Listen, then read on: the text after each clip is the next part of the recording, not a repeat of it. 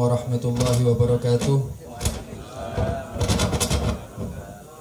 Bismillah, alhamdulillah, wassalatu wassalamu ala sayyidina rasulillah Muhammad ibn Abdillah wa ala alihi wa sahbihi wa man walah wa la hawla wa la quwata illa billah. Subhanaka la ilma lana illa ma 'allamtana innaka antal alimul hakim. Rabbi shrah li sadri wa yassir li amri wahlul 'uqdatam min lisani yafqahu qawli. Alhamdulillah, kita masih diberi kesempatan oleh Allah Subhanahu wa taala untuk menghadiri acara majlis yang penuh barakah ini insyaallah.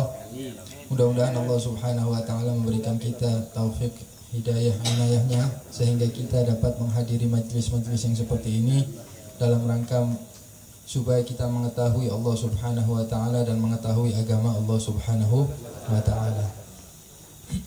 Hadirin yang dirahmati oleh Allah, kita oleh Allah Subhanahu wa taala dituntut untuk selalu mendekat kepada orang-orang soleh. Dituntut oleh Allah Subhanahu wa taala untuk selalu mendekat dengan orang-orang yang mempunyai ilmu. Sehingga apa? Sehingga kita ketularan jadi orang baik sama seperti mereka. Ketularan supaya kita mendapatkan ilmu sebagaimana yang mereka dapatkan daripada ilmu-ilmu tentang agama Allah Subhanahu wa taala. Kalau kita tidak kumpul mereka, maka kita nggak akan bisa. Kalau kita tidak kumpul mereka, kita nggak akan jadi soleh seperti mereka. Kita nggak akan punya ilmu seperti mereka. Karena mujalasatu ahlil khair ini tu'athir. Duduk dengan orang-orang soleh, duduk dengan orang-orang alim, itu tu'athir, bisa memberikan bekas kepada hati kita. Sebaliknya juga, kalau kita sering duduk sama orang ahli syar, orang yang suka maksiat sama Allah Ta'ala, orang yang suka mukhalafah terhadap Allah Subhanahu wa taala, maka itu juga kejelekan mereka akan yu'athir kepada kita, akan membekas kepada kita. Makanya kita dituntut, disuruh untuk selalu gabung dengan orang-orang soleh, dekat dengan orang-orang soleh, dekat dengan orang-orang alim, gabung majelisnya orang-orang alim. Supaya apa? Supaya kita ketularan daripada kebaikan yang Allah Subhanahu wa taala berikan kepada mereka. Setiap hari, karena ada dua faktor yang bisa mempengaruhi daripada kehidupan seseorang. Ada dua faktor yang bisa mempengaruhi kesolehan seseorang dan kejelekan seseorang. Ini selalu kita ingat-ingat, harus selalu kita ingat-ingat dua faktor ini.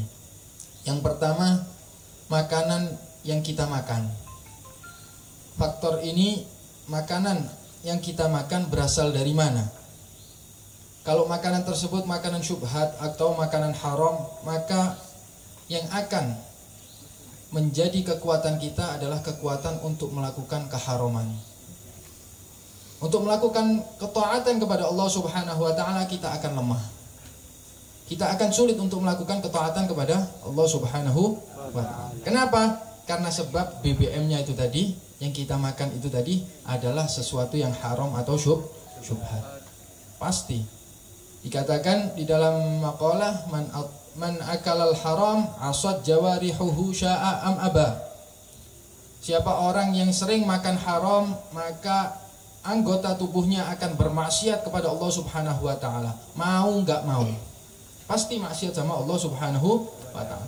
Sebab apa? Sebab makanan yang ia makan adalah makanan haram. Wa man akalal halal ata'at jawarihuhu sya'a am aba. Barang siapa orang yang makan makanan halal, maka niscaya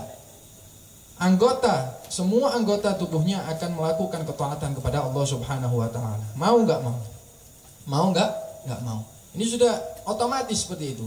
Jika yang kita makan haram, maka semua anggota tubuh kita akan maksiat sama Allah taala. Jika kita makan makanan halal, maka niscaya semua anggota tubuh kita akan melakukan ketaatan kepada Allah Subhanahu wa taala. Tinggal kita pikir saja, tinggal kita introspeksi diri saja. Kita ini kan kadang sulit untuk melakukan sholat duha, sulitnya minta ampun. Melakukan sholat witir, sulitnya minta ampun. Melakukan sholat-sholat sunnah yang lain, sulit minta ampun. Melakukan kesunahan-kesunahan yang lain, kadang kita ini merasa berat, ya, merasa tertekan. Ya berarti ada apa-apanya dengan makanan kita. Berarti ada apa-apanya. Paham ya? Dikatakan dulu Imamul Haramain guru daripada Imam Al-Ghazali. Itu dikatakan pernah suatu saat ketika beliau mengajar, beliau ya talaklak. Apa ya talaklak ini? Gitu. Bukan cikuan. Sulit berbicara. Sulit untuk menyampaikan ilmunya, bukan tersendat. Cuman beliau sedikit gagap ketika ingin menyampaikan ilmu yang beliau sampaikan tersebut. Akhirnya ditanya sama orang, "Wahai Imam, kenapa engkau kok tadi ini sedikit tersendat di dalam berbicara? Apa yang kamu ingin utarakan itu sulit kamu utarakan. Kenapa?" Akhirnya beliau menjawab, "Iya, waktu itu dulu pernah ketika aku masih kecil, ibuku ini keluar ke pasar dan aku masih bayi. Akhirnya aku menangis, akhirnya aku disusui oleh pembantuku. Seketika itu abah ana waktu masuk rumah ngelihat ana disusui oleh pembantuku, akhirnya marah besar sampai saking mereka ini menjaganya makanan yang masuk ke dalam mulut mereka. Dilihat, saking menjaganya mereka para aulia dan sholihin di dalam makanan yang masuk ke dalam tubuh mereka. Ketika abahnya itu tahu anaknya ini disusui oleh pembantunya, ditarik anak itu tadi, langsung dibalikkan. Kakinya di atas, kepalanya di bawah. Supaya apa? Supaya susu yang masuk ini tadi keluar. Supaya diobok-obok supaya keluar susu yang masuk ke dalam tubuh Imamul Haramain itu tadi. Akhirnya, kata Imamul Haramain ini sebab ana sedikit tersendat-sendat ketika ana berbicara, itu sebab itu tadi, susu yang masuk ke dalam tubuh ana. Karena orang-orang dulu itu di dalam apa? Di dalam menyusui anaknya atau di dalam memperhatikan makanan yang masuk terhadap anak-anaknya ini sangat memperhatikan sekali. Sangat menjaga sekali. Paham ya? Imam Hasan Basri, ibunya menanya Imam Hasan Basri, "Wahai Hasan Basri, kamu tahu kenapa kamu bisa jadi Hasan? Kamu tahu kenapa kamu bisa jadi imam yang sangat besar? Kamu tahu kenapa bisa jadi orang yang baik, orang yang tinggi makamnya di sisi Allah Subhanahu wa taala?" "Enggak tahu, Ibu." Kata ibunya, "Ya, setiap kali aku menyusuimu, aku dalam keadaan toharoh. Aku dalam keadaan bersuci. Punya wudhu, anak zikir sama Allah Subhanahu wa taala, baru anak nyusui ente." Akhirnya jadi Imam Hasan Basri. Paham? Kalau kita hendak ya asal-asalan nangis pokoknya langsung. Paham kan? Seperti itu kan kalau kita tidak ada perhatiannya sama sekali terhadap makanan yang masuk ke dalam tubuh kita. Tidak ada perhatiannya sama sekali dengan makanan yang masuk ke dalam tubuh anak-anak kita. Itu faktor utama. Faktor pertama, yaitu makanan yang masuk ke dalam tubuh kita itu bisa menunjang kita ini mau ke maksiat apa mau ke taat kepada Allah Subhanahu wa taala. Faktor yang kedua yaitu mujalasah. Kumpul, berteman. Kalau kita temannya dengan teman-teman yang baik, maka niscaya kita akan menjadi orang yang baik. Kalau kita kumpulnya dengan orang-orang yang syarr, orang-orang yang ahli maksiat kepada Allah Subhanahu wa taala, maka kita akan mau nggak mau kita pasti ikut dengan mereka. Mau nggak mau kita pasti meniru daripada akhlak mereka. Mau nggak mau kita pasti niru perbuatan mereka. Kalau kita duduk dengan orang-orang soleh yang setiap harinya zikir sama Allah Ta'ala, setiap harinya melakukan kesunahan, yang setiap harinya taqarrub ila Allah Subhanahu wa Ta'ala, maka mau nggak mau kita akan meniru mereka. Kita akan meniru mereka. Kalau kita duduk dengan orang-orang ahli syarr, mau nggak mau kita akan niru mereka. Kumpul dengan orang yang suka judi, kita pertama lihat ngelihat temennya kok menang banyak, akhirnya nyoba. Ngelihat minuman keras, pertama ngelihat, lama-lama kok penasaran ya, nyicipi akhirnya jago dia. Paham ya? Sampai dia jadi orang yang hebat. Itu namanya mujalasah. Paham ya? Dua faktor ini sangat mempengaruhi, makanya kita ini disuruh kumpul orang-orang soleh, orang-orang alim, orang-orang yang baik. Supaya apa? Supaya kita dapat mengadopsi daripada akhlak-akhlak mereka, sehingga kita jadi orang-orang yang baik sama seperti mereka. Itu faedah yang pertama, kita bisa mengadopsi akhlak-akhlak mereka. Sangat banyak faedah yang lain yang kita dapatkan dengan kita duduk bersama mereka. Sangat banyak sekali. Paham ya? Yang paling besar yaitu kalau kita sudah dicintai oleh orang soleh, kita akan mendapatkan syafaat beliau nanti di hari kiamat. Pasti. Paham ya, Mas? Pasti.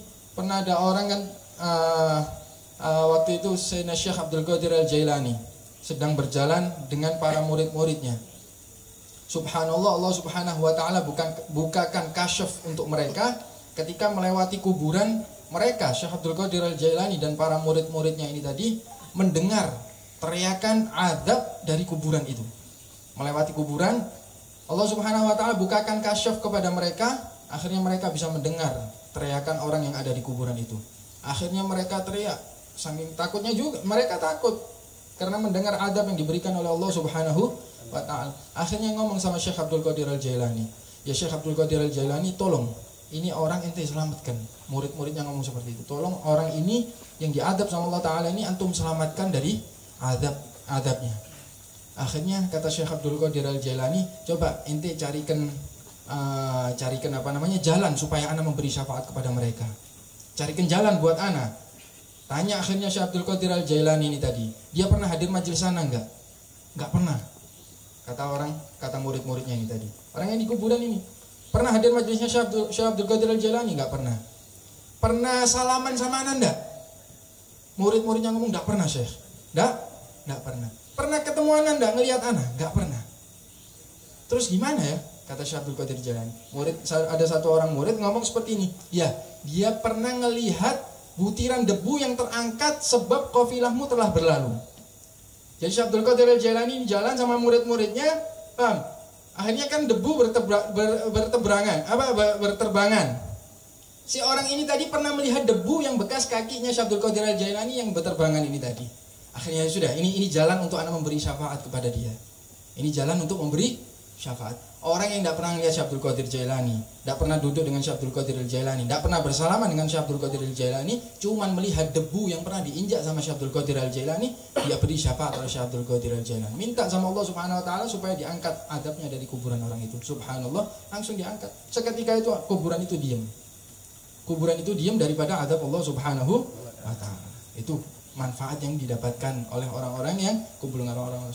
Kalau itu yang cuma melihat debunya, bagaimana orang-orang yang sering kumpul dengan orang-orang soleh, orang-orang alim, orang-orang ahli khair yang selalu taqarrub sama Allah Subhanahu wa taala, jarang bermaksiat kepada Allah Subhanahu wa taala. Maka dari itu dua faktor ini kita jaga untuk kita jadikan pedoman hidup. Ya, kita jaga. Makan makanan halal dan mujalasatu ahli khair. Kalau kita bisa menjaga dua ini, maka niscaya kita akan menjadi orang ahli khair juga. Paham ya? Mudah-mudahan Allah Subhanahu wa taala memberi kemanfaatan kepada kita dari yang sedikit ini. Mudah-mudahan Allah Subhanahu wa taala mengumpulkan kita dengan orang-orang soleh. Mudah-mudahan Allah Subhanahu wa taala memberikan apa yang Allah Subhanahu wa taala telah berikan kepada orang-orang soleh. Amin ya rabbal alamin. Sallallahu alaihi wasallam Muhammad an-nabiyul ummi wa alihi wasallam. Alhamdulillah rabbil alamin.